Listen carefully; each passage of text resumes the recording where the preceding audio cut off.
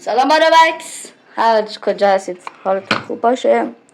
یه دونه صابع دهن 18 میگم دهن 18 خود دهن 8 سوکتاشون باید عوض شه. سیم دمپر صفحه کلای هر چیزی که تو دم دسته باید عوض شه. بریم ادامه ویدیو.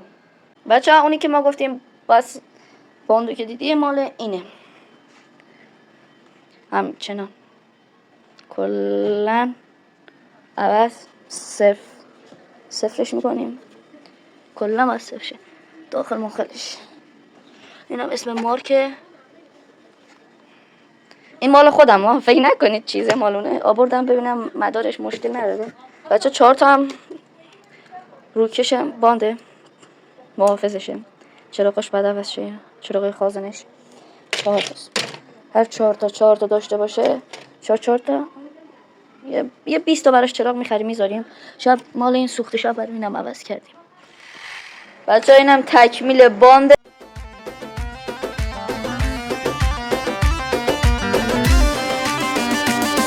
برا اول دامن بوده یا مدرک و ناس نامه یا اول دامن بوده یا مدرک و ناس نامه یا دیگم بحث شاعرا بیشم مکی هیا مکامران هرکی هی جی شاناز یامه یا مامی شیروان پیروانی و بند دادو بخانه.